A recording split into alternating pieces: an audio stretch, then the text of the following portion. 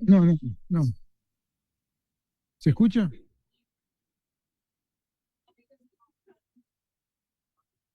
¿Estamos?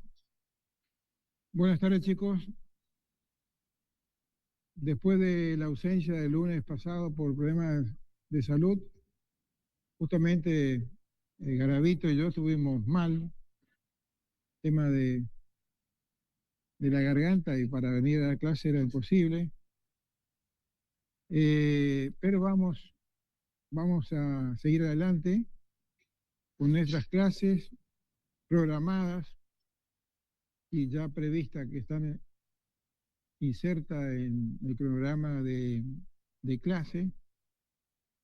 Y por supuesto que se van a tomar todos los temas dados y no aquellos que no se dan. Eso es la lógica de la materia. Eh, como bien le dije, esto es una guía, por lo tanto ustedes tienen que ir profundizando algunos temas.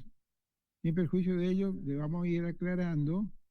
Algunas filminas están prácticamente completas, como esta filmina de jornada, es una filmina casi completa. Muy poco tienen que profundizar. Tiene otra filmina que es de contenido muy extenso, no se puede volcar todo en la filmina de contenido. Entonces se colocan en la filmina aquellos contenidos básicos. Bueno, vamos al grano porque queremos dar dos temas. Este tema de la jornada de trabajo y el tema de protección de las mujeres y de los menores. A ver si logramos el objetivo. En una hora vamos a tratar de dar este tema y la hora siguiente la otra unidad. Bueno, es un tema que muy discutido, muy debatido, muy cuestionado por la reforma de la ley de modernización 27802, que no se podía hacer muchas modificaciones. Primero porque la jornada tiene como fundamento el origen mismo de la OIT. ¿Qué quiero decir con esto? Ustedes eh, quizás habrán leído, la Organización Internacional de Trabajo surgió como consecuencia de las luchas gremiales, luchas de los gremios de los trabajadores que pretendían reducir, ¿qué cosa? La jornada de trabajo.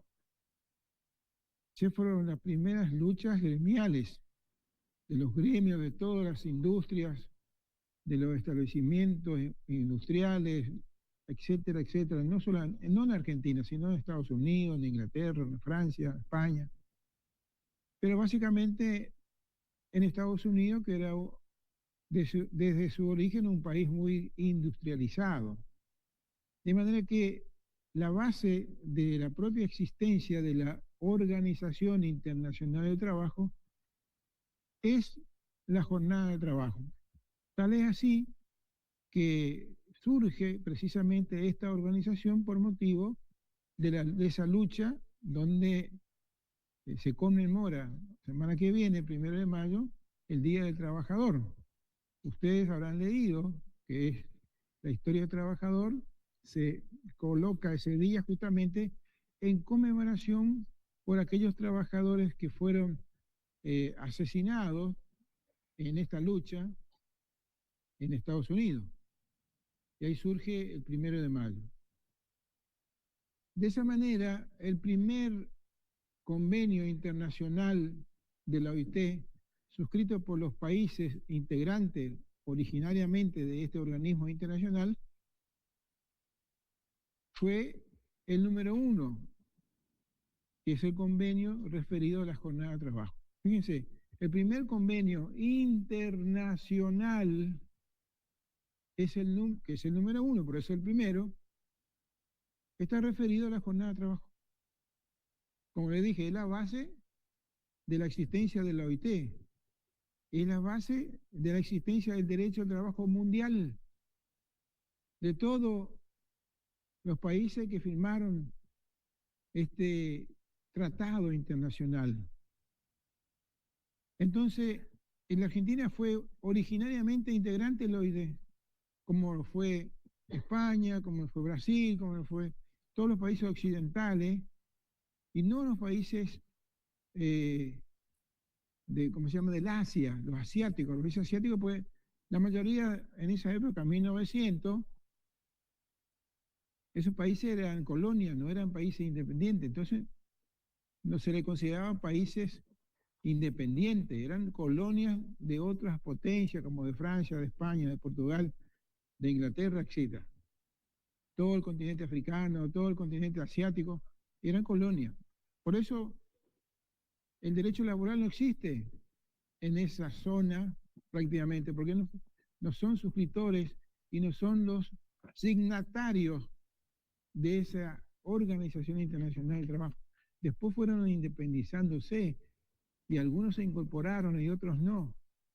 Algunos países de ese sector se fueron incorporando a la OIT y otros no. Entonces surge este famoso tema de la jornada de trabajo.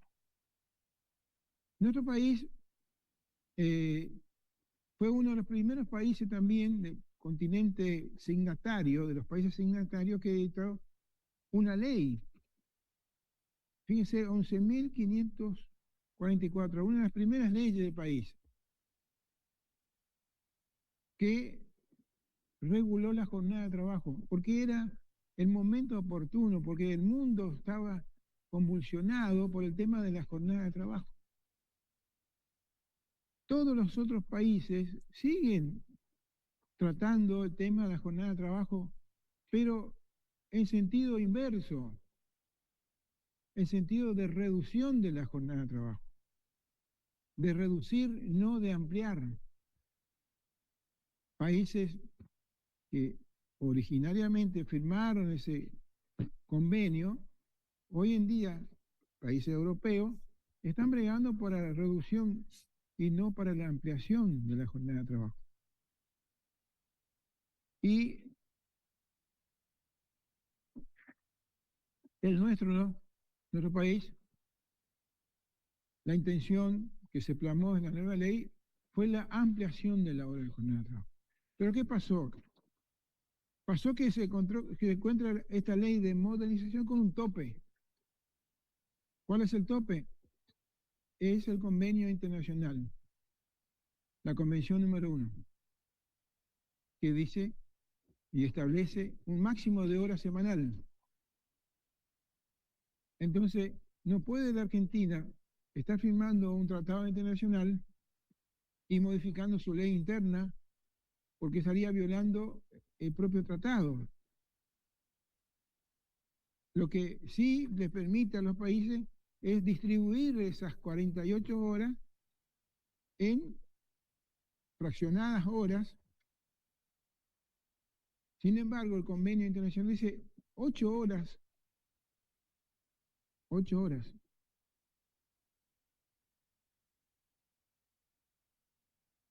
O I. Ahí está la diferencia. En nuestra ley dice o 48 horas semanales, 8 horas diarias o 48 horas semanales. El convenio internacional dice 8 horas diarias y 48 horas semanales. Entonces queda, nuestro convenio es mucho más limitativo en cuanto a la distribución de la jornada diaria. Pero sí, ahora, por ejemplo, esta ley modifica esa distribución estableciendo una jornada mayoritaria. Pero vamos al concepto. Es el tiempo durante el cual el trabajador está a disposición del empleador.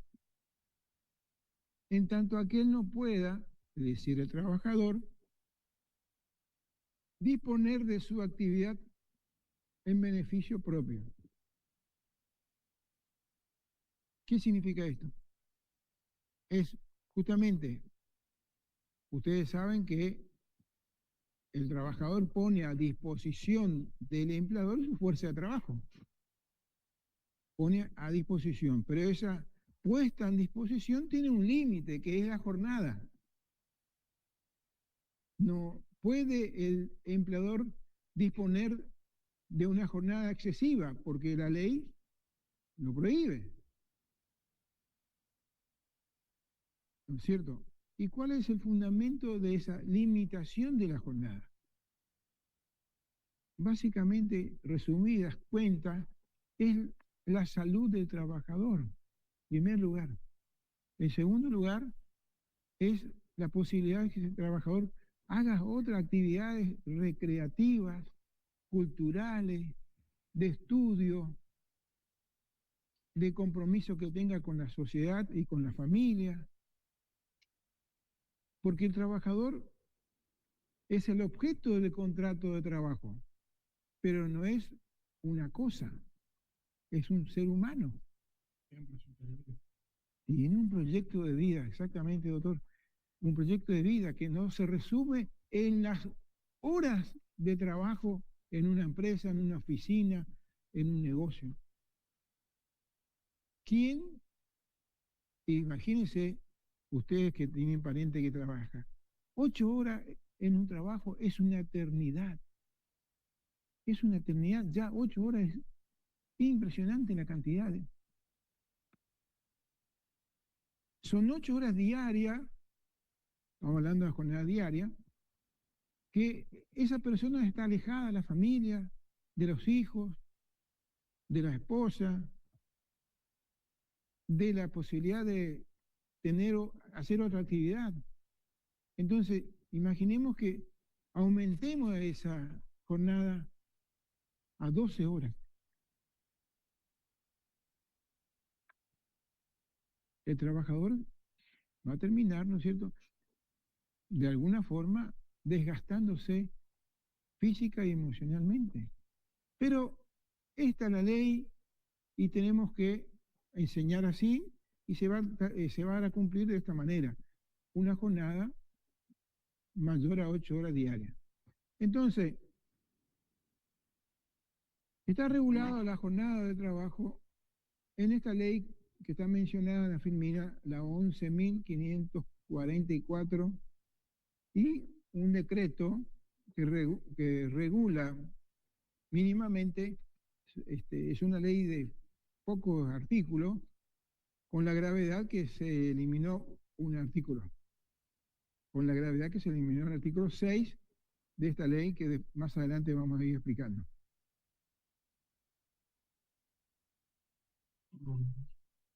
¿Mm? Bueno,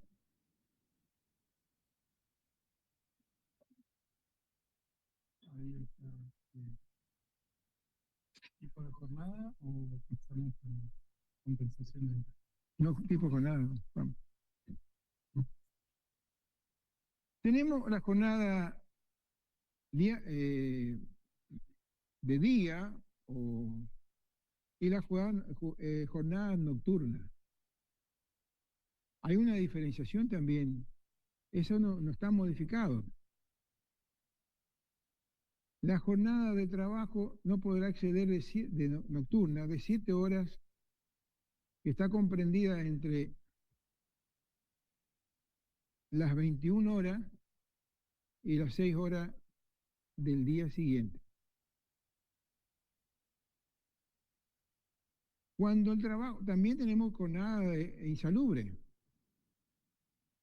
Esos son tipos de jornada. Tenemos la jornada diaria, la jornada nocturna, la jornada insalubre. Cuando el trabajo debe realizarse en lugares insalubres, el tema es saber cuándo la jornada es insalubre. Para ustedes, futuros profesionales de la ciencia económica, si trabajan en una empresa donde la actividad fue calificada o catalogada como trabajo insalubre, ustedes tienen que hacer una liquidación distinta en cuanto a la jornada, no en cuanto a la remuneración. La jornada se reduce, pero la remuneración es la misma. ¿Entiendes? Hay determinadas actividades que fueron declaradas insalubres y pueden existir otras jornadas en el futuro como declaradas insalubres. ¿Quién declara la insalubridad de la jornada? Es el Estado, mediante el Ministerio de Trabajo, ¿no es cierto? Siempre haciendo todo un procedimiento administrativo previo a esa declaración.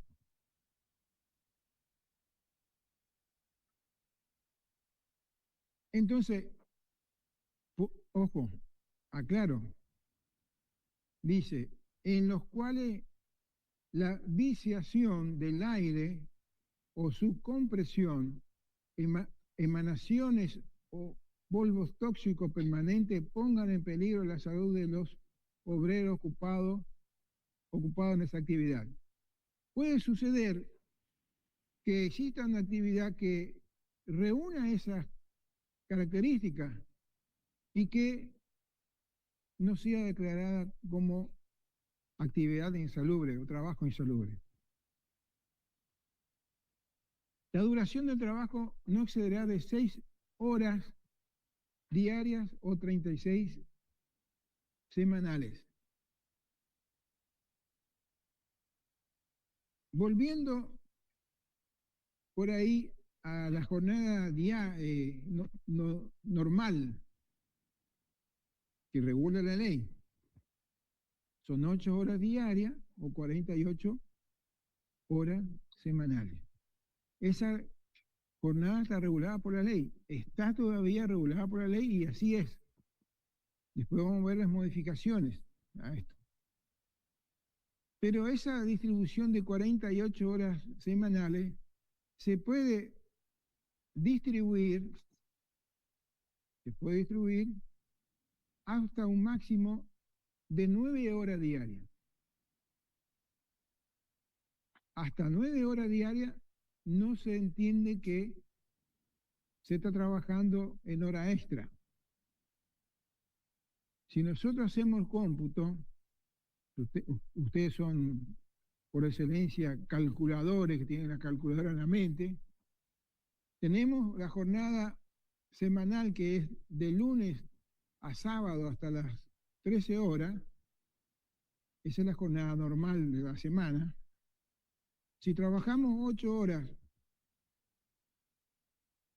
¿cuántos días tenemos? Lunes, martes, miércoles, viernes. 8 por 5, 40. Se tendría que trabajar 8 horas el día sábado. Si el día sábado comienza a las 8 y no puedes pasar de las 13, 8, 9, 10, 11, 12, 13, ¿cuántas horas se trabajaría en total? 5. ¿Y en total en semana? 40, 45. ¿No llegamos a los 48? No. Entonces, ¿qué puede hacer el empleador? Hacer que el día lunes, por ejemplo, trabaje 9 horas, el miércoles 9 horas y el viernes 9 horas. Y el sábado las 5 horas hasta las 3. Y no paga hora extra. Ese es el sistema que todavía rige. Son 8 horas que se puede extender hasta 9 horas diarias, pero que no puede exceder de 48 horas semanales. Esa hora, para completar las 48 horas semanales, se puede distribuir entre lunes a sábado, pero que no pase de las 13 horas del día sábado. Puede ser que trabaje 8 horas de lunes, 9 horas de lunes a viernes y trabaje pocas. Si se te cae mucho el pelo también, se hace... Hay un micrófono abierto, chicos, por favor, pónganlo en silencio. ¿Entendieron el sistema de distribución de las horas? Entonces, ¿cuál es la jornada que regula la ley? ¿Cuántas es? ¿Cuánto equivale a la jornada diaria? ¿Cuánto? Chicos, si no entendieron, volvemos a explicar, porque después en los ejercicios del parcial del próximo miércoles, seguramente les van a pedir este tipo de análisis.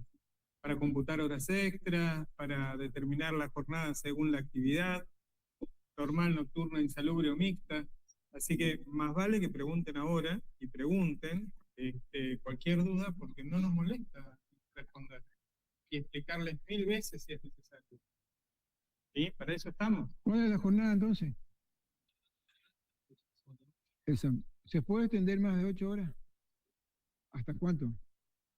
Hasta 9, pero no puede superar 48 semanales.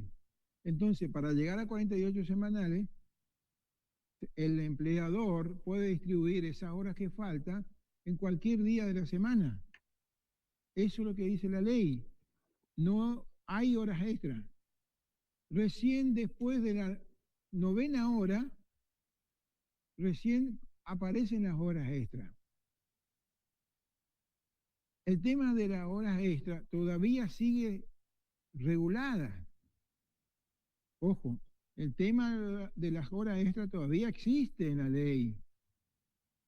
Porque ahora vamos a ver más adelante que aparece una nueva figura para suplementar lo que son las horas extras por la figura del banco de horas, que la ley está que entra y que no entra en vigencia, que se suspende, que se levanta, pero todavía no está en plena práctica el tema del banco de horas, que cuando se ponga en funcionamiento de acuerdo a lo que establece la ley nueva, porque la ley nueva exige determinados requisitos para que se ponga en funcionamiento el banco de horas.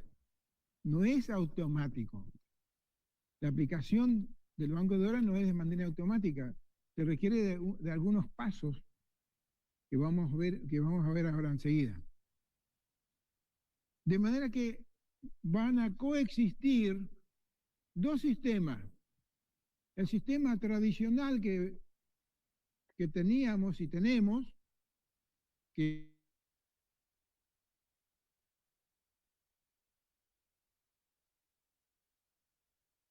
sistema existió y sigue existiendo. El examen, cuando se pregunte, se va a preguntar los dos sistemas. ¿Entendieron? Se va a preguntar cuál es el sistema que teníamos, si sigue vigente, pero aparece un nuevo sistema que va a coexistir con el anterior hasta, qué sé yo, el día de mañana desaparezca el sistema anterior, pero por ahora va a coexistir los dos sistemas, donde en definitiva se pretende que desaparezcan las horas extras. ¿Qué dice? Que estamos, bueno. Entonces tenemos el trabajo normal, diurno, el trabajo nocturno, el trabajo insalubre, y tenemos también el mixto entre el nocturno y el diurno, el mixto entre el insalubre y el normal. Puede coexistir esa jornada mixta, pero la ley establece determinados requisitos para la implementación de este sistema mixto de jornada. La jornada nocturna comienza a las 9 de la noche, 21 horas, termina a las 6. Puede ser que un trabajador comience en el horario diurno a las 5 de la tarde y termine trabajando a las 23 horas. Puede ser que comience a las 4 de la mañana y termine trabajando hasta las 10 de la mañana. Entonces, se conjuga el trabajo nocturno con el trabajo diurno. Puede ser que en una empresa el trabajador parte de la jornada se dedique a una tarea insalubre y parte de esa tarea a un trabajo dentro de la misma empresa o establecimiento de un trabajo normal que no sea insalubre. Entonces, la ley estipula los porcentajes y cómo se cuenta el trabajo nocturno y cómo se computa también el trabajo insalubre. Bueno, Como- chicos, entendieron que la jornada normal reglamentada es de 48 horas semanales. Ese es el tope. ¿Ok? Y si estamos hablando de jornada nocturna, tiene una redacción a 42 horas, y si estamos hablando de una jornada insalubre a 36. ¿Está? Ahora bien, esa remuneración que percibe el trabajador cuando trabaja en jornada nocturna o insalubre es equivalente a una jornada normal de 8 horas. Ergo, el horario o la hora nocturna y la hora insalubre tiene un mayor valor que la hora normal. ¿Ok? Esto es importante porque en algún momento van a tener que computar horas extras cuando hay jornada mixta. Perdón, estoy tapando el cartelito. O cuando tengan que determinar la remuneración. ¿Sí? Una hora nocturna, tomen nota, equivale a 1 hora 8 minutos de la jornada normal.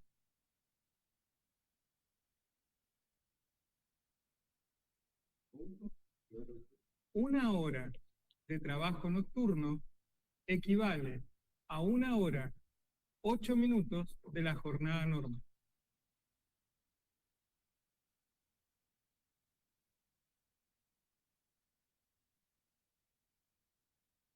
Una hora insalubre, van a encontrar en la ley que dice que equivale a 1 hora 33 minutos. El equivalente, lo que pasa que utilizaron para hacer ese cómputo el sistema decimal, y como sabrán, las horas tienen un sistema sexagesimal. Entonces, el valor real es 1 hora 20 minutos de jornada insalubre, equivale a 1 hora normal. Entonces, ustedes dirán, bueno, ¿y para qué sirve esto? Y porque si tenemos una jornada mixta y el sujeto trabajó 2 horas en jornada insalubre, la pregunta es, ¿cuánto tiene que trabajar en la jornada normal? Tengo que restarle 2 horas, 40 minutos. Porque si no va a trabajar 2 horas insalubres, 6 en la normal. Sigue trabajando las 8 horas. Una hora 20. ¿El valor? Claro, en la ley van a encontrar que dice que 1 hora insalubre es equivalente a 1 hora 33 minutos, pero en realidad ustedes tienen que interpretar esto como 1 hora 20 minutos. Es un error que cometió el legislador y quedó ahí, y quedó suspendido. Uno de tantos errores que tiene. Después, chicos, van a ver que, como les dijo el doctor, para que no se hagan lío con las horas extras, la jornada normal no puede superar las 48 horas semanales. Ergo, lo mismo pasa con las demás, 42 o 36. Y esto puede estar distribuido de manera diferente. ¿Sí? Pero en la jornada insalubre nunca puede superar las 6 horas. ¿A alguien se le ocurre el por qué? Exactamente. Porque no deja de estar el trabajador expuesto a los factores de riesgo que pueden afectar su salud. ¿Ok? Como adelanto, le diremos que antes de la reforma de la ley 27.802, el trabajo insalubre estaba prohibido para las mujeres, entendidas las mujeres como la hembra de la especie humana adulta, ¿ok? De carácter biológico, para que no haya ningún tipo de confusión. Esto se debía a que a menudo las mujeres o personas gestantes tienen la posibilidad de quedar embarazadas, pero se enteran a veces hasta 2 meses después de concebir. Esto implica que la mujer estaba expuesta a factores de riesgo o contaminantes que podrían afectar al feto, al bebé. Acá en Misiones lo conocemos bastante por el problema que tenemos en el interior con los agrotóxicos. Y los chicos que nacen con determinadas disfunciones o discapacidades debido a eso. Entonces la ley cortaba esa posibilidad a la mujer. Es una ley de 1974, hoy le diríamos personas gestantes para no afectar la susceptibilidad y la autopercepción de nadie. Pero la cuestión es que ahora la ley lo prohibió, es decir, eliminó esa prohibición. Ergo, las mujeres ahora sí pueden trabajar en trabajo insalubre. Y ojo, porque más de uno de ustedes va a cumplir la función de recursos humanos de una empresa. Y esto lo tienen que tener en cuenta. Porque si ustedes mandan a trabajar a una mujer a un trabajo insalubre, la mujer queda embarazada y el bebé tiene algún tipo de consecuencia, les pregunto, ¿quién es el responsable? ¿Quién es el responsable? ¿Vos o el empleador? El empleado. Y ustedes pueden que tengan una fábrica, pueden que tengan lo que sea, van a ser ustedes, y eso es pecuniariamente responsable. La pregunta, ¿cuánto vale un daño en un bebé que lo va a afectar para el resto de su vida? Un solo caso te puede fundir la empresa. Ténganlo en cuenta. ¿Está? Porque si bien antes les preguntábamos para quién estaba prohibida la actividad insalubre, ustedes respondían los menores y las mujeres. Ahora las mujeres no tienen esa prohibición, sí los menores. ¿Ok? Bien. Les decía que no se alteren con el tema de las horas extras porque puede dar a confusión lo que se conoce como banco de horas. Chicos, la cuestión es muy sencilla. El máximo son 48 horas semanales, que se pueden distribuir de manera diferente durante la semana, hasta un máximo legal de 9 horas diarias. ¿Ok? Y que se puede extender esas 9 horas por 2 horas más, haciendo un total de 12. No, más 2, 3 horas más, perdón. Los contadores son 3 horas más, haciendo un total de 12. ¿Ok? Que esas van a ser horas extra, es decir, horas fuera de la jornada. Y se tienen que pagar conforme dice la ley, que ya vamos a ver cómo es. El banco de horas no es esto. El banco de horas es un acuerdo. Acá tenemos, mira, la Fermina. ¿Está? Está bien. El banco de horas es un acuerdo que vamos a firmar entre el trabajador y el empleador y vamos a decir, mira, determinados días yo voy a trabajar, en vez de 8 horas voy a trabajar 10 horas, pero esas 2 horas que yo voy a trabajar de más, me las vas a restar a otro día. ¿Está? Como me las vas a restar y yo te estoy trabajando de anticipado, esas horas que son de otro día, me las pagás por más que excedan las 9 horas diarias en tarifa normal. ¿Ok? Eso es el banco de horas. Pero jamás ese banco de horas o ese acuerdo puede estipular mayor cantidad de horas que las 48 horas semanales.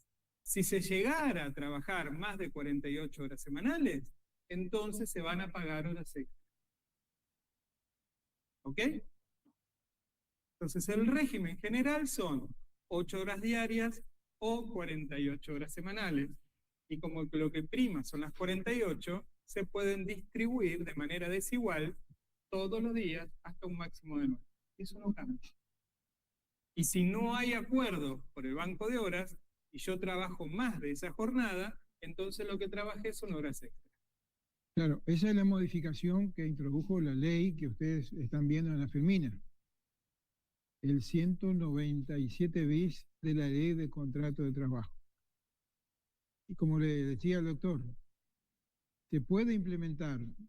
Si se implementa, va a coexistir 2 sistemas. El sistema que está vigente todavía, que recién acabamos de explicar, y el sistema nuevo a través de este acuerdo de parte, que puede intervenir también la representación sindical, pero más la ley o la intención del legislador es que ese acuerdo sea individual, ¿eh? Que el trabajador suscriba con su empleador un acuerdo de esta naturaleza. Sabemos, ustedes habrán leído, en cuanto a las capacidades que tienen los trabajadores para discutir estas cuestiones de derechos y obligaciones en un contrato de trabajo. Puede ser que se dé, puede ser que se respete, pero hasta ahora estamos en un impasse en la aplicación de esto. Fíjense lo que dice, o el resumen de la modificación. Las horas extra van a desaparecer, pero sí va a coexistir o va a existir un banco de horas. Ese banco de horas no es a los fines de pagar las horas extras. Lo que se pretende es evitar el pago de las horas extras, que significa mayores costos económicos para el empleador, lo cual es ilógico, porque si vos trabajás más, tenés que cobrar más. Pero lo que quiere es justamente evitar más gastos en salario. Entonces se implementa este sistema de que, bueno, si vos trabajaste más horas de lo normal, de las 48 horas semanales, como dijo el doctor, esas son horas extras.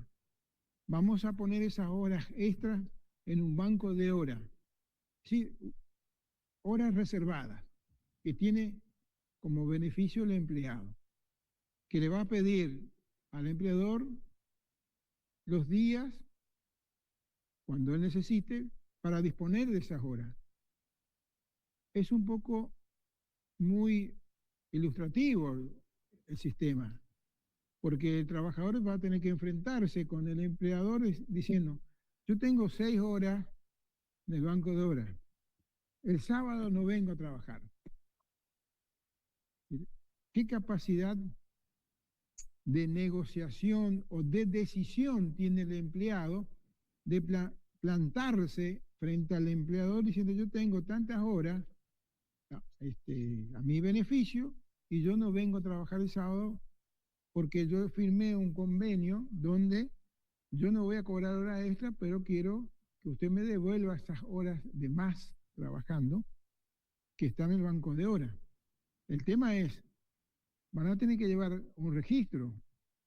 Ese registro va a llevar el empleador.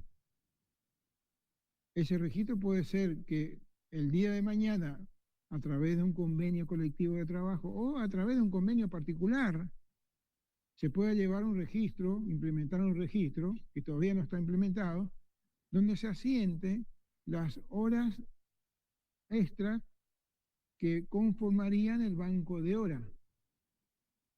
O posiblemente en la negociación individual, en el negocio individual, es decir, el contrato individual, el empleado tenga la suficiente capacidad de negociación y decir, yo en vez de venir de lunes a sábado, voy a venir de lunes a jueves, 12 horas, que es el máximo que establece la legislación para trabajar como jornada ahora, 12 horas diarias, respetando las 12 horas de descanso.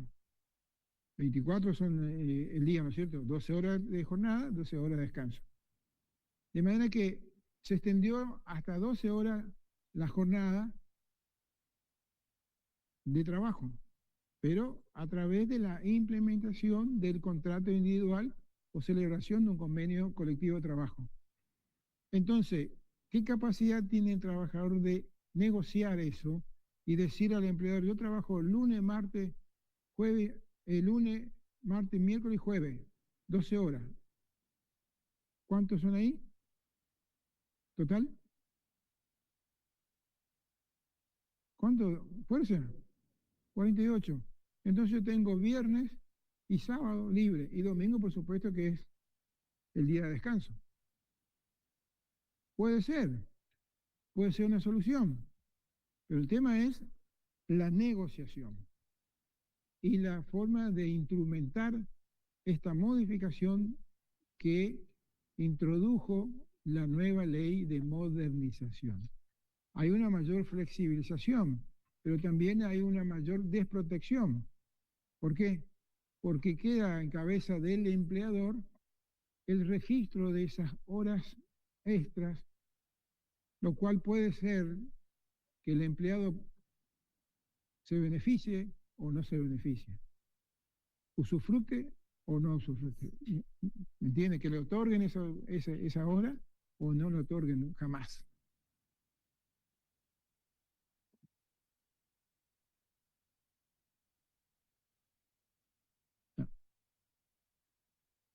No. ¿Estamos? ¿A quién se le aplica la ley 11.544? A todos los trabajadores dependientes, inclusive los trabajadores de la administración pública. Pero la administración pública tiene un régimen especial, que no trabajan más de 5 horas, 4 horas y media, 5, 6, tienen una jornada reducida. Pero si hacen horas extra, ellos cobran horas extra, los trabajadores de la administración pública. Se aplica también a las personas que trabajan en emprendimientos que no buscan ganancia. Es un tema muy interesante esto, porque muchas veces tomamos conocimiento de que hay ciertas instituciones que se denomina en nuestro derecho instituciones intermedias, como las asociaciones civiles, las fundaciones, las ONG, que son la mayoría, o básicamente todas, instituciones que prestan un servicio a la sociedad que no tienen fines económicos. Pero al margen de ello, ellos contratan a trabajadores y tienen la obligación de pagar como si fuese cualquier empresa privada. Muchas veces ellos quieren, bajo el paraguas de que es una persona jurídica sin fines de lucro, no aceptar la figura de que los trabajadores son dependientes de ellos. Esas organizaciones también, a esas organizaciones también se le aplica la ley de jornada de trabajo y la ley de contrato de trabajo en general.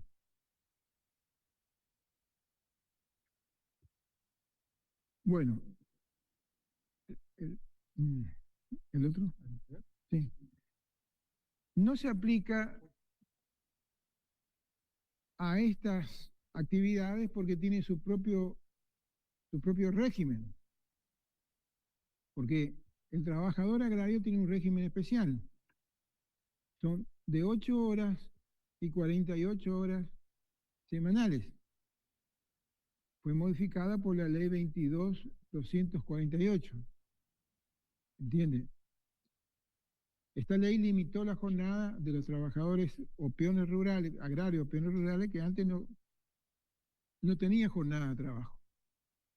Tampoco se le aplica a las empleadas de casas particulares que se rigen por una nueva ley, también muy nueva, 26.844. Básicamente a una de ellas, que es el personal sin retiro, aquellos que trabajan como cama adentro.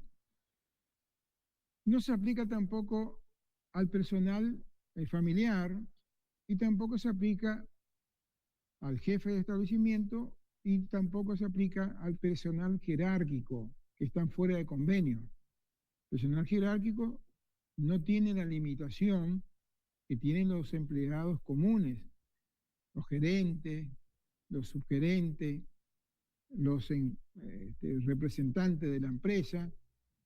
Ellos son personal, representa al personal jerárquico que no están limitados a una jornada limitada.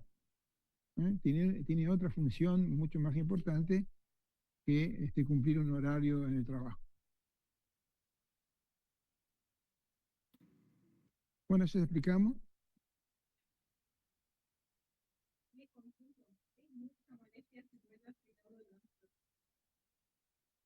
Es mucha molestia. ¿Viste? Qué bueno que tuve. No, para nada.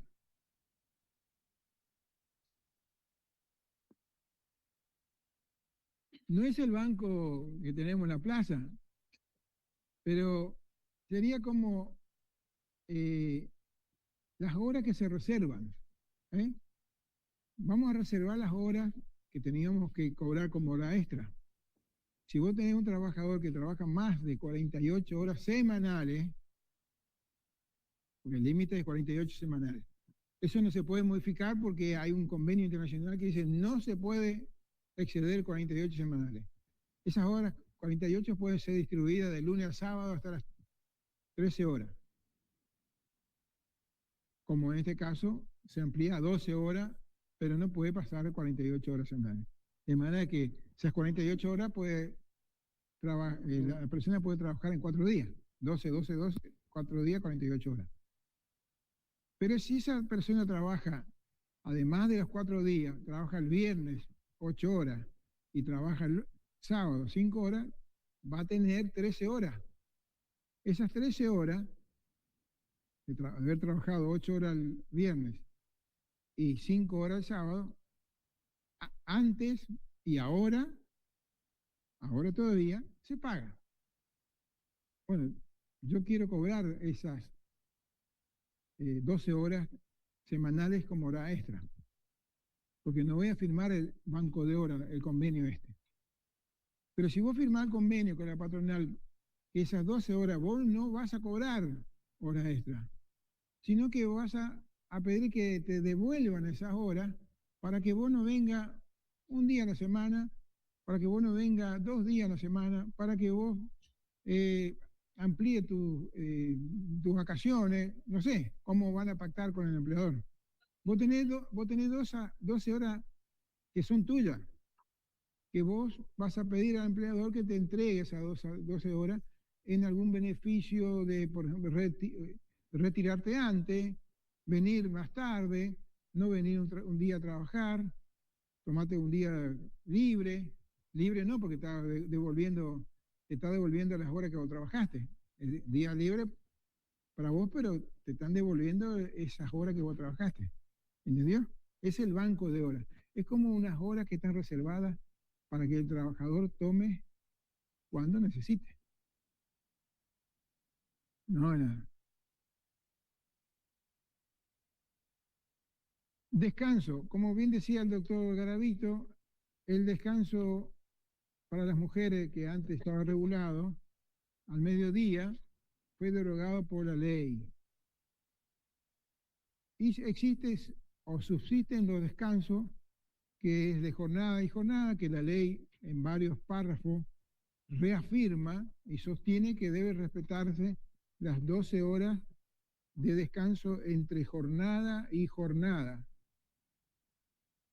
Por ejemplo, de día lunes al día martes, 12 horas debe existir entre una jornada y otra. El descanso semanal es aquel que veníamos mencionando recién, que comienza el día sábado a las 13 horas y termina el día domingo a las 24:00 horas. Ahí termina. El domingo, es decir, cuando comienza 01 del lunes, ahí termina el descanso semanal. El descanso anual, que son las vacaciones. Son todos descansos obligatorios. Otro. Descanso semanal o, esa palabra nunca puedo pronunciar. Hebdomedario. No sé por qué pusieron tal nombre.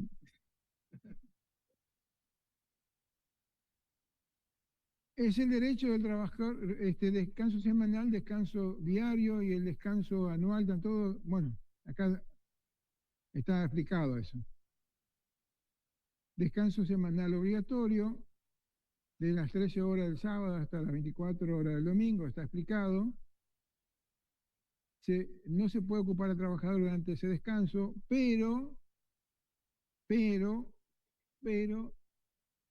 como bien decía el doctor Garavito en una clase del año pasado, que yo recuerdo, que le explicó el tema, y que sé que me acuerdo de lo que dijo el año pasado, hay actividades que se desarrollan normalmente los días sábado y domingo.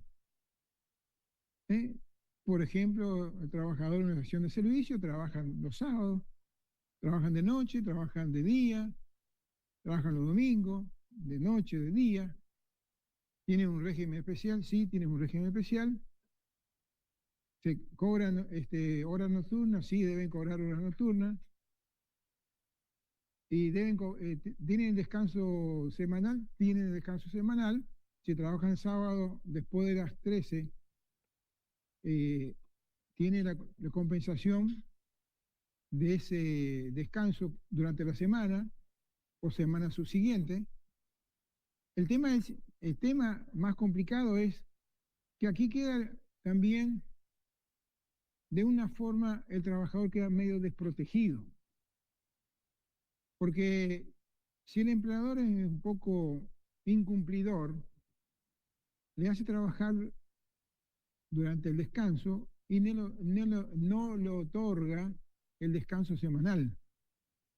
Entonces, un buen empleador, cumpliendo con el principio de buena fe y teniendo un buen sistema de regulación de los trabajadores que desempeñan la actividad los fines de semana, automáticamente tiene que ir otorgando ese descanso compensatorio durante la semana,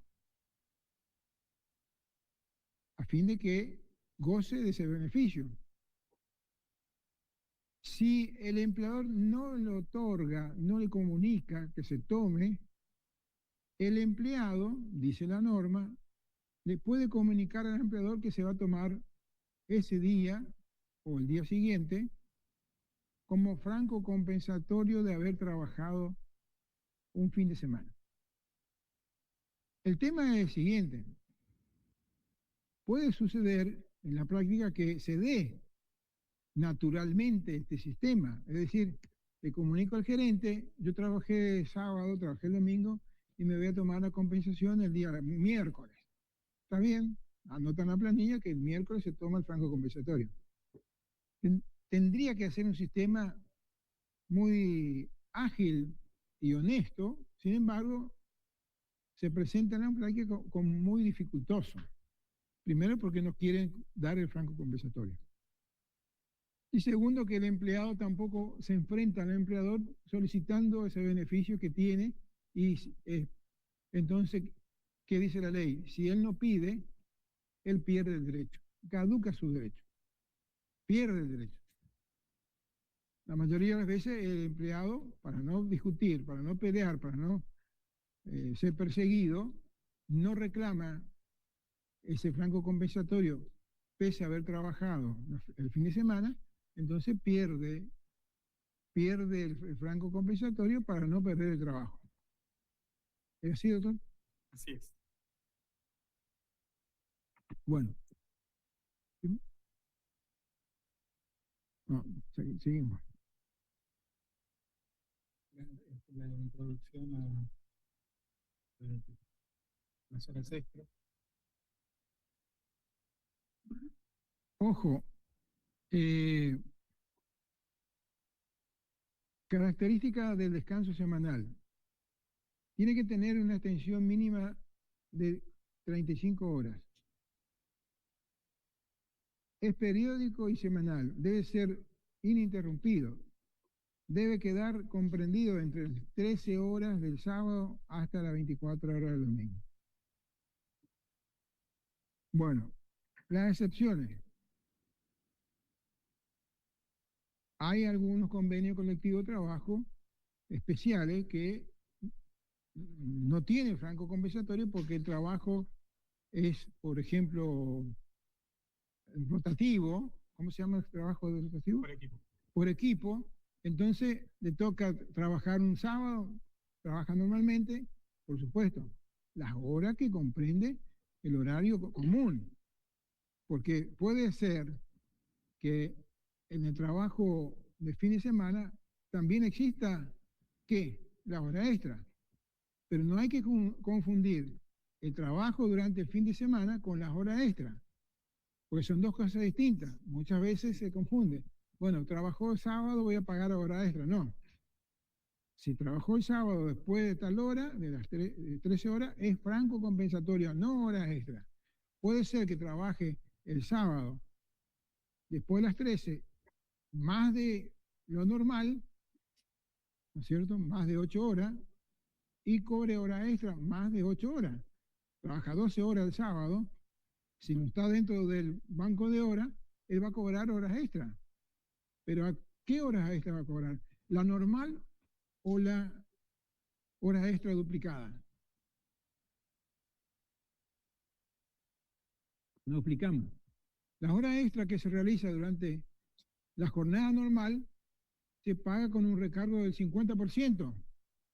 Esos son prácticos que la contadora le va a realizar en este parcial de la semana que viene. Liquidar las horas extra. Si corresponde liquidar o no las horas extra. Si las horas extra se realizaron durante la semana de jornada normal, el recargo es el 50% del valor diario. Ustedes tienen que obtener el valor diario y recargar un 50%. Cobran, por supuesto, cobran el salario normal más un 50% por un día que trabajó de más o por las horas que trabajó de más un 50%. ¿Entendieron? Pero si trabajó esa persona un fin de semana que comprende el descanso semanal, el recargo por horas extras es el 100%. Y si trabajó en feriado, también el 100%. ¿Entendieron? ¿Ustedes ya dieron con la contadora eso? No hay hora extra en trabajo en salud. No, está prohibido. Muy buena pregunta. El doctor le dijo, pero de otra forma, y dijo, no puede excederse de 6 horas, dijo, ¿cierto? No, le dije, no hay horas extra en el trabajo. Ah, ¿vos dijiste? Tiene que estar más atento. No, pero está bueno. Bien. Te cedo un ratito. Ay, me fue la voz. Vamos a hablar un poquito de las excepciones al tema del trabajo en horas extendidas o en el descanso semanal. ¿Cuáles son las excepciones? Porque a lo largo de lo que sucede a menudo en una relación laboral, existen circunstancias que justifican que el trabajador se desempeñe fuera del horario normal. Por ejemplo, imagínense que hubo un accidente. Se requiere que el trabajador, bueno, ponga orden, limpie, una reestructuración dentro de la empresa para poder acomodar las cosas. Un ejemplo. O hay una sobrecarga de trabajo. ¿Ok? Por algún motivo, por una cuestión de temporada o por una cuestión ocasional, se requiere mayor presencia de trabajadores para poder hacer frente a la demanda. ¿Sí? Recuerden que el empleador lo que busca es ganar dinero y la funcionabilidad de la prestación de servicios es contribuir a que la empresa gane la mayor cantidad de dinero posible. ¿Okay? Entonces, cuando el trabajador tiene que trabajar, supongamos, en exceso, por este tipo de circunstancias, la pregunta es ¿cómo le pago? ¿Le pago horas extra? ¿Estamos? ¿O se las compenso? Y se las compenso. Por eso ahí está resaltado, dice, cuando hay una excepción, siempre corresponde al trabajador un descanso compensatorio que supla esa actividad extra. Está fundamentalmente los fines de semana. ¿Okay? Si se trabaja entre semanas se van a pagar seguramente horas extras, que es lo más práctico. ¿Okay? Ahora, cuando se trabaja el fin de semana, tiene que haber un franco compensatorio. Si no hay franco compensatorio, pues se abonará con el recargo correspondiente. ¿Está?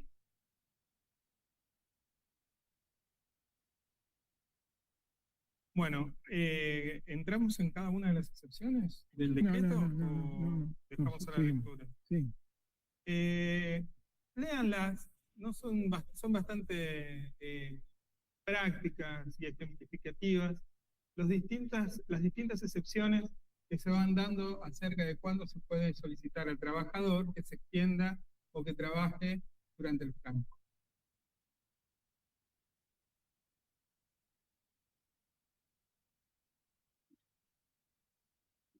Bueno, acá van a encontrar dentro de la filmina un modelo de nota. A ver, antes, como dijo el doctor al comienzo de la clase, la ley que regula la jornada de trabajo, que es la 11.544, contemplaba en el artículo 6º 3 instrumentos que eran necesarios para controlar el desarrollo de la cantidad de horas trabajadas por el trabajador. Una era la planilla de horarios. Era una planilla que tenía que estar rubricada por el Ministerio de Trabajo y que se colocaba a la vista. Entonces ahí estaba Juancito, Sultanito y Menganito, que trabajan de lunes a viernes a tal hora a tal hora. Estaba a la vista. Una planilla de descansos o una planilla de horarios y descansos, la unificada, que era la que te daba el Ministerio, y el libro de registro de horas extras, donde era un libro especial, como el del artículo 52 de sueldos y jornales, se tenían que registrar las horas extras que trabajaba cada trabajador en el establecimiento. ¿Por qué les digo esto? Porque si bien esa normativa fue derogada, el Ministerio de Trabajo al día de hoy lo sigue exigiendo. ¿Ah? No saben qué van a hacer, literalmente. Y mientras eso exista, ustedes como contadores van a tener la obligación de llevar esos libros y planillas a la rúbrica. Porque va a venir el Ministerio de Trabajo de la provincia y va a decir, bueno, yo tengo la facultad de policía, para mí esto todavía, si bien la ley no lo contempla, yo lo exijo para el control de los trabajadores que se encuentran en el ámbito donde yo ejerzo el poder de policía. ¿Está? Y eso podría acarrear multa. ¿Ok? Dato de color. Pero lo que sí siempre es bueno es que el empleador le notifique, aparte de eso, al trabajador cuál va a ser su jornada. ¿Está? Ahora esto va a ser la base para que ustedes puedan, en base a una nota similar, poder reglamentar o pactar con el trabajador el eventual futuro banco de horas. ¿Sí? Un modelito para que tengan. Ahí pasamos al descanso anual. Todo descanso tiene una finalidad higiénica, ¿sí? Para proteger la salud del trabajador. El descanso anual, aparte de ser un derecho, suple este desgaste mental por el transcurso del tiempo, la misma actividad, y tiene esa funcionabilidad higiénica en el cuerpo y en la psique del trabajador, pero también se ha acreditado de que el poder tomar este descanso aumenta la productividad y evita los accidentes de trabajo. Una persona fatigada, chicos, va a cometer errores. Y esos errores siempre se traducen en daños. Ese daño puede ser patrimonial o puede ser físico. Para el trabajador o para terceros. ¿Está? Entonces, ténganle mucha especial atención a otorgar el periodo vacacional. Obviamente que el empleador no va a querer que haya vacaciones. Vengamos, eso hablando del mal empleador. En mi experiencia profesional lo he visto realmente muy pocas veces. El empleador no tiene drama en otorgar vacaciones. ¿Sí? Y ustedes tienen que saber administrar. Bueno, para atender a esta cuestión en relación a la actividad, la ley estipula una cantidad de días conforme a la antigüedad que tiene el trabajador en el empleo. El artículo 151, por ahí, estipula el periodo mínimo que, creo que está.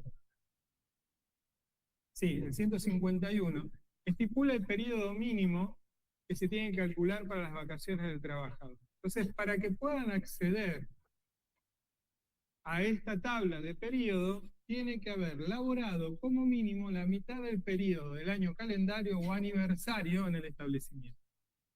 ¿Sí? Se lo traduzco, 6 meses. 6 meses ¿desde cuándo? Desde 6 meses anteriores a que yo otorgué el beneficio. La licencia vacacional. Si no llega a los 6 meses, se le va a dar por vacaciones un día por cada 20 efectivamente trabajados. ¿Ok? Si el trabajador ya tiene 6 meses, entonces tiene acceso al periodo vacacional completo contemplado por la ley. Y de entonces, de 6 meses o de más de 6 meses a 5 años de antigüedad, el trabajador va a tener derecho a 14 días de vacaciones. Si el trabajador tiene más de 5 años hasta 10, va a tener derecho a 21 días de vacaciones. Esto es así siempre, va a tener un múltiplo de 7. Si tiene más de 10 años y hasta 20, va a tener derecho a 28 días de vacaciones. Y si tiene más de 20 años, 35, ese es el máximo. Estos días son corridos. ¿Ok? Y recuerden, chicos, porque esta es pregunta de examen, las vacaciones, anoten, siempre empiezan un día lunes o día hábil inmediato posterior si este recayere en día feriado. Lo estoy diciendo lento para que los programas de autotexto puedan copiarlo bien. Igual esto está en la ley, chicos. Sí, acá no hay mucho secreto. Para entender toda la cuestión en relación a vacaciones, lean esos artículos que están en la filmina. ¿Ok?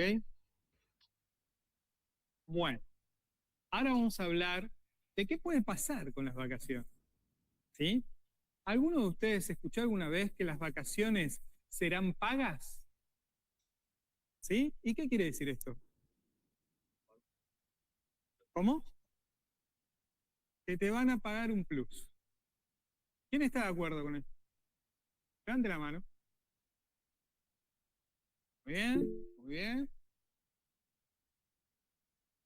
Ergo quiere decir entonces, para los que están en casa.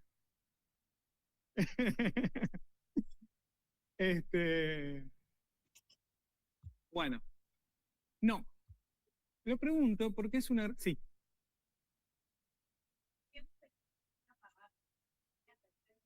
Exactamente.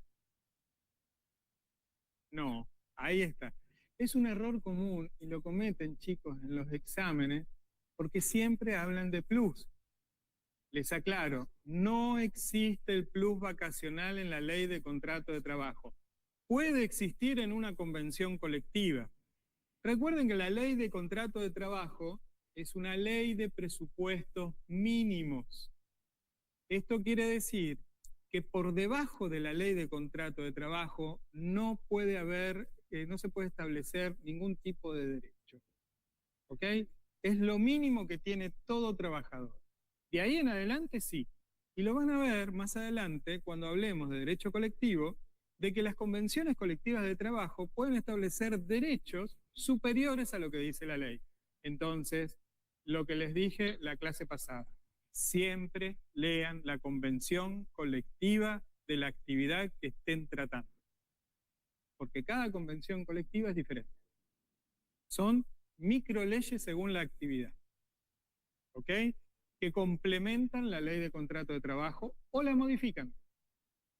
Por ejemplo, hay convenios colectivos de trabajo que establecen que se aplica esa escala, pero en vez de ser días corridos, son días hábiles. Entonces esos 35 terminan siendo 45, 60. ¿Ok? Bien. Entonces les decía, no existe el plus vacacional. En principio, salvo que lo determine la convención colectiva. Lo que existe es el derecho del trabajador a que le paguen ese periodo vacacional con anticipación a tomarse las vacaciones. Entonces yo tengo 14 días, en el sueldo inmediato anterior, o antes de iniciar las vacaciones, a mí, en el recibo de sueldo o en planilla suplementaria, mi empleador me tiene que dar el dinero equivalente a esos días de vacaciones que yo me voy a tomar. 14, 21, 28, 35. ¿Ok? Obviamente que cuando es 35 o hay 28 hay un problema, se suelen fraccionar, pero bueno, eso es otra cosa. ¿Ok? Eso quiere decir que una vez que yo me tomé las vacaciones y vuelvo a mi trabajo, en el mes inmediato que voy a cobrar, donde me tomé las vacaciones, me van a restar las vacaciones anteriormente percibidas. Porque es un adelanto, chicos. ¿Entienden? ¿Ok? Esto quiere decir vacaciones pagas. ¿Por qué? Porque en su momento, alguna vez, perdóname, si no trabajabas, no cobrabas. ¿Entienden? Después, con los derechos sociales, con el avance de los derechos laborales, se determinó que el periodo vacacional que tiene una finalidad higiénica, que aumenta mi productividad y evita que se cometan accidentes, y aparte yo soy una persona, tengo derecho a descansar, sean pagas. ¿Ok? Siempre estén atentos a esta idea del proyecto de vida. ¿Por qué? Porque uno no vive para trabajar, trabaja para vivir. Es muy diferente. ¿Sí? Y existen concepciones políticas e ideológicas que quieren cambiar ese principio. Por eso, la jornada de trabajo se fracciona en periodos de 8 horas. 8 horas para trabajar, 8 horas para invertir en mi vida y 8 horas para dormir. 3 por 8, 24. Ahí tienen la jornada, ahí tienen el día completo. ¿Qué querías preguntar?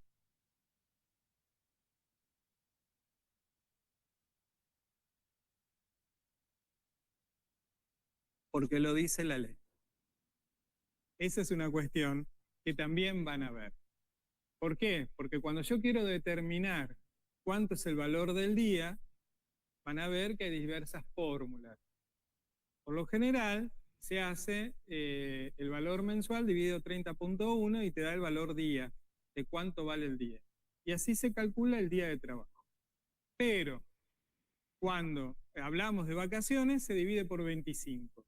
Y la gran pregunta, entonces, ¿por qué? Porque sí. ¿Entienden? Así de sencillo, la ley lo estipuló.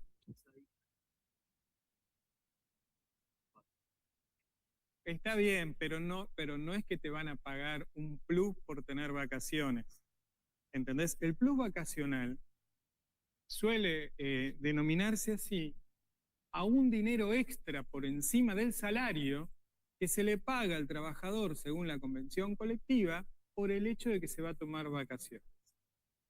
¿Está? En cambio, las vacaciones pagas es ese adelanto del salario donde te dan a vos esos 15 días por adelantado, ¿tá? Para que vos tengas dinero suficiente para poder vacacionar. Es distinto del ítem plus vacacional. ¿Ok? Ahora, la fórmula de cálculo de las vacaciones se hace dividido 25. Si la contadora le llama eso plus vacacional, pues es plus vacacional. Pero entiendan la diferencia, que no es un sobresueldo. ¿Está? Es una fórmula de calcular esos días. ¿Te quedó claro? Si no, volvemos. ¿Está bien?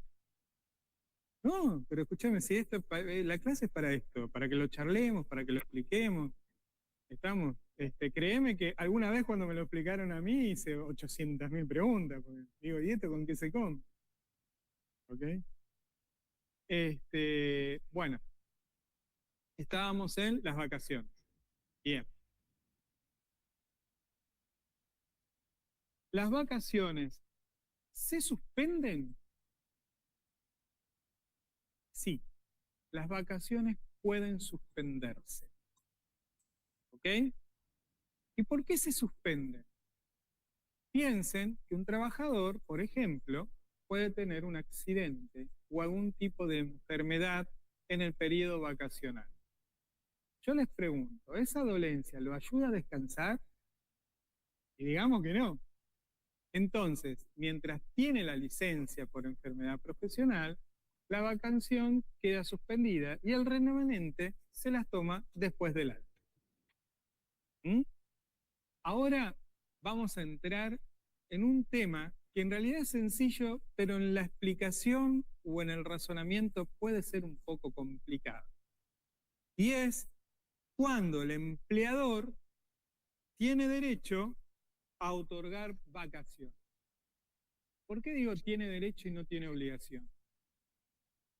Bueno, ¿qué dice la ley? La ley dice que las vacaciones deben ser otorgadas, ¿sí?, entre el 1 de octubre hasta el 30 de abril. Esto abarca un periodo de 2 años. Supongamos ahora, entre el 1 de octubre del 2026 al 2027. Este periodo que se otorga corresponden siempre al del año de inicio, aunque se las tomen el 2027. ¿Entienden? Bueno. ¿Qué quiere decir otorgar? Quiere decir que yo como empleador, ustedes el día de mañana, tengo derecho a organizar mi empresa, porque no me puedo quedar sin trabajadores de un día para el otro. Entonces tengo que decir, bueno, Sultanito se la va a tomar en tal periodo, porque mientras tanto me las cubre fulanito, y así yo voy organizando la grilla de la toma de vacaciones. ¿Ok? Ahora bien, antes tenía que avisar con 45 días de anticipación, ahora es con 30. Es decir, yo le tengo que avisar con 30 días corridos de anticipación a Juancito cuándo se va a tomar las vacaciones. ¿Y por qué le aviso con 30 días? Le aviso con 30 días por 2 cuestiones básicas. La primera es para que el tipo se pueda organizar y decir, ah, sí, me tocan, voy a contratar algún paquete de turismo, algún viaje en yate, una cosa de esas. Y la otra para darle tiempo al empleador de decirle que no. No puedo tomarme, ¿por qué? Porque tengo chicos, entonces quiero que coincidan con las vacaciones de los chicos, porque mi esposa también trabaja en el establecimiento y nos las tenemos que tomar juntos, ¿ok? O porque trabaja en otro establecimiento y el otro empleador se la dio en otro periodo. Entonces, ¿cuál es el sentido? Que una persona que tiene un grupo familiar, recuerden, el trabajo debe de obedecer a una idea, el proyecto de vida. ¿Sí? El trabajador no es una cosa, el trabajo no es mercancía, ¿ok? No es una cosa que yo pongo en el mercado de intercambio. Acá las personas no están en el mercado, ¿sí? Las personas viven en una sociedad. Entonces, le da esa posibilidad y el empleador, que ya vamos a ver los parámetros, tiene que ir ajustando o exigiendo, dependiendo de las circunstancias, cómo es que se tienen que organizar esas vacaciones. Entonces, acá hay una cuestión muy importante que en la práctica se suele ver, y es hasta cuándo yo como empleador tengo derecho a organizar mi trabajo e imponérselo a mi trabajador. Entonces yo tomo el límite del otorgamiento, 30 de abril. Me fijo cuántos días de vacaciones le corresponden a mi trabajador. Supongamos 14 días. Entonces hago el 30 de abril, le resto esos 14 días y retrocedo 30. Esta es mi fecha límite para darle a él la notificación de cuándo comienzan las vacaciones. ¿Entienden? La fecha límite. Dentro de este periodo yo lo puedo ubicar donde sea y siempre tengo que respetar esos 30 días de anticipación. Pero hasta acá es mi fecha límite para que yo pueda decidir cuándo se puede tomar vacaciones el trabajador. Vencido este plazo, el trabajador toma el derecho y me las puede imponer a mí. Y me va a decir, como vos no me notificaste en tiempo suficiente las vacaciones, te aviso que me las voy a tomar X fecha en la medida que terminen el 31 de mayo. Esta es una fecha clave, chicos, porque pasado el 31 de mayo, las vacaciones caducan. ¿Qué quiere decir eso? Las perdí. No me tomo vacaciones. Si yo, como trabajador, no asumí este derecho en la medida que terminen mi derecho vacacional el 31 de mayo, perdí. ¿Qué perdí? Perdí los días que no gocé.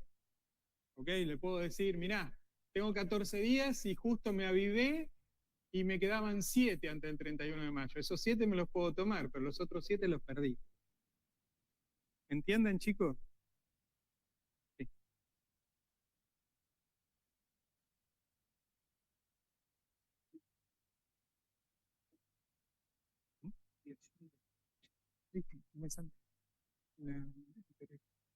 Sí. ¿Cuál?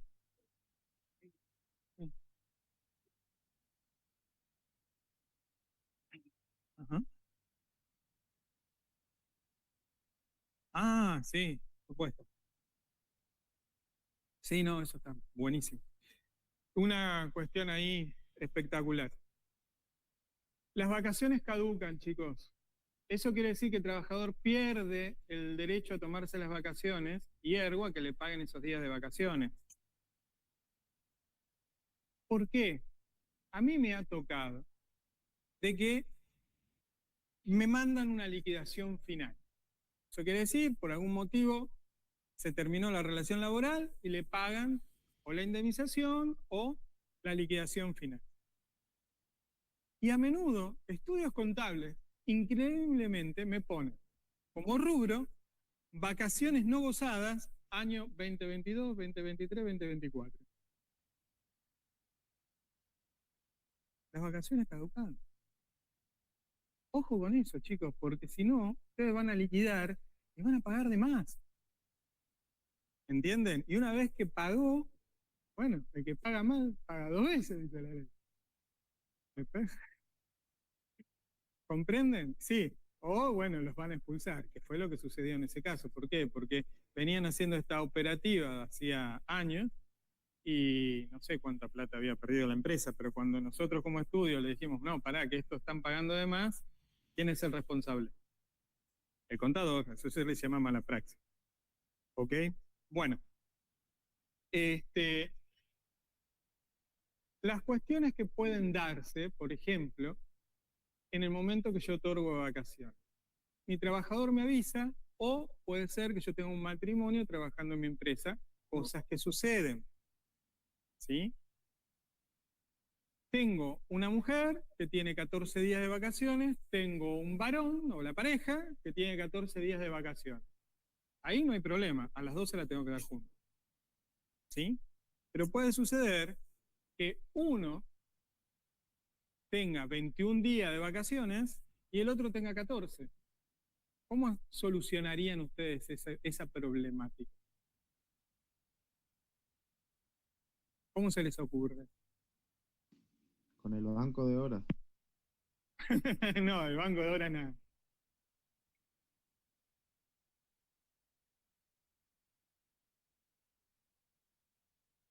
Perfecto. Lo lógico, chicos, el derecho es lógica. El periodo mayor subsume el inferior. Lo metemos adentro. ¿Ok? ¿Cómo? A eso vamos. A eso vamos. Lo que se llama fraccionamiento. Lo que antes este principio era rígido. Ahora, es decir, en cuanto al otorgamiento de las vacaciones por parte del empleador. Dos cuestiones más flexibles y reales. que me parecen geniales de la modificación de la ley. La primera es que yo puedo pautar que las vacaciones se tomen fuera de ese periodo, a través de un convenio con mi trabajador. ¿Cómo es ese convenio? Lo hacemos por escrito, firmámoslo. ¿Ok? La segunda es el fraccionamiento más flexible. Antes, vos podías fraccionar las vacaciones en la medida de que ese periodo no sea inferior a 1/3 del periodo vacacional que te correspondía. ¿Está? Cuando hablábamos de 35 días, ¿cuánto es 1/3 de 35 días? Lo pongo a todos en aprieto. ¿Se pueden sacar las calculadoras, contadores? ¿Eh? Bueno, Fácil. a ver, sí, dale, decime. Decime. 12 o casi 12. Bueno, hagámoslo fácil. Supongamos que son 21 días. ¿Cuánto es 1/3? 7. ¿Ok? Bueno, y depende, la cantidad de días podía fraccionar. Pero ese era el periodo mínimo, ¿por qué? Porque respetaba la cuestión higiénica del periodo vacacional. Y eso que me sobraba podía sumarse al periodo inmediato posterior. En nuestro ejemplo sería el del año 2027, que va del 2027 al 2028. ¿Ok? Si no se hacía eso y no se dejaba esa reserva, se perdía. ¿Ok? Porque superamos el 31 de mayo. Entonces eso se pautaba, se pactaba. ¿Ok? Era conveniente dejarlo por escrito. Ahora se puede fraccionar como las partes quieran, en la medida que el periodo mínimo no sea inferior a 7 días. ¿Está? Y se tomen en el remanente en el periodo inmediato posterior. Lo que no dice la ley, pero que se podría implementar, es que existan varios periodos vacacionales. ¿Sí? En nuestro caso de 21 días, podría tomarme 7 días hoy, 7 días dentro de 2 meses y 7 días en la medida que sea antes o se anexen al periodo inmediato posterior. ¿Ok? Eso en la práctica se hacía muchas veces, chicos. ¿Ok? ¿Por qué? Porque la ley te daba un parámetro, pero en la práctica se era muy flexible según la actividad, la cantidad de personal, los periodos, etc. Y lo que hace la ley es venir a blanquear un poco esa situación. Lo que se aconseja es que siempre ese convenio se haga por escrito. ¿Está? No sea cosa que el trabajador después diga, no, así no era la cosa. ¿Sí? ¿Ok? ¿Alguna duda hasta acá? ¿Eh?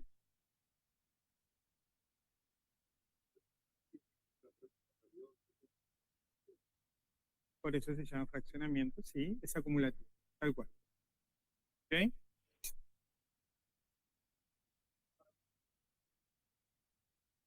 Y en remanente, no más que eso, dependiendo del pedido vacacional que te toque. ¿Sí? El mínimo está en el periodo de fraccionamiento, 7 días. No puede ser inferior a 7 días. ¿Alguna duda?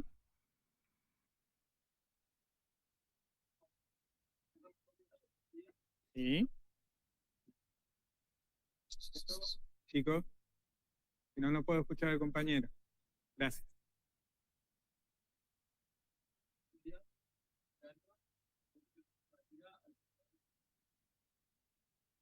Posterior.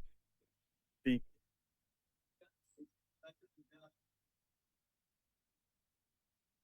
Contador, por favor. No mostremos la hilacha. Todavía no dieron estadística, ¿no? Sí, más vale que empiecen a agilizar la cosa. Sí, sería así. Tendrías 21 días. Tal cual. ¿Ok? Ojo, chicos, porque todo esto hay que instrumentarlo. Instrumentarlo quiere decir ponerlo por escrito. Y a ustedes le va a tocar más de una vez hacer eso. Si la empresa no tiene departamento de recursos humanos, o si ustedes asumen esa responsabilidad, o si es su propia empresa, porque ustedes van a tener cada uno de ustedes un estudio contable multinacional, ¿ok? Donde van a tener un montón de trabajadores, ¿sí? Nunca van a tener un juicio, ni caerán en ninguno de los juzgados, ni van a necesitar de una B negra, porque van a saber hacer las cosas, ¿ok? ¿Alguna otra duda? ¿No? Bueno, no se me ocurre otro tema para dar de vacaciones. ¿Algo que quieran, doctores?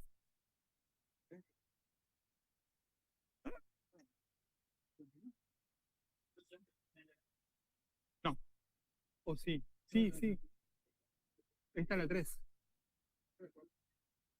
Ah, bueno, está bien. Horas extras. Horas extras, los máximos. Entre hoy y mañana la subo.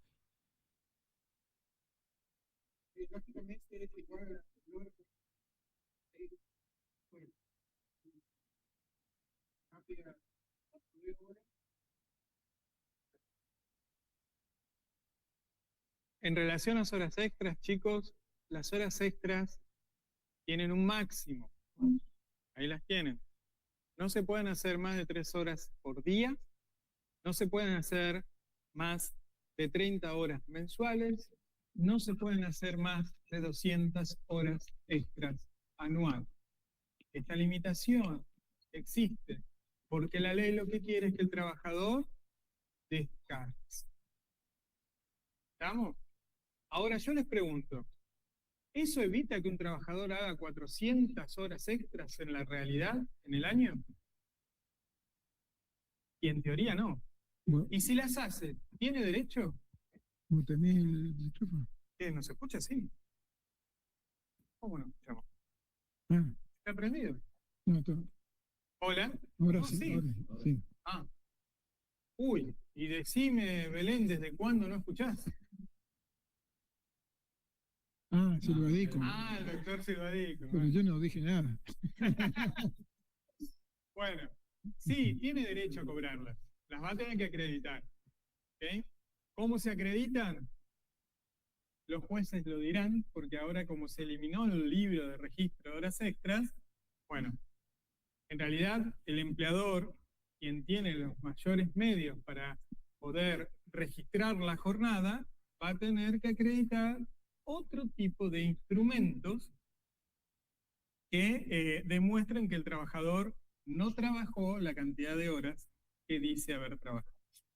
¿Ok? Y siempre con la salvedad de que por ahora esos instrumentos que estaban en el artículo 6 de la 11.544 siguen siendo exigidos por el Ministerio de Trabajo de la provincia.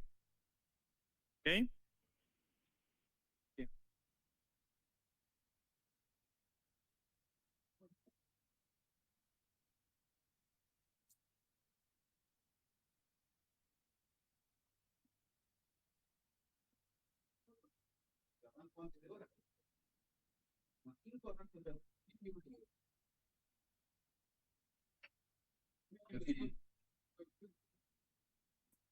En este ratito de más vamos a decir el aula que menos 5 arrancamos.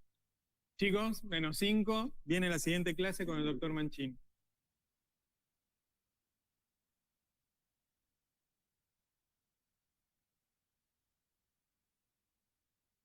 Parcial, dice la unidad 10, extinción del contrato de trabajo. Perfecto, sí. El doctor Mancini va a dar ese tema ahora, en la próxima clase. 2:45, ¿sí?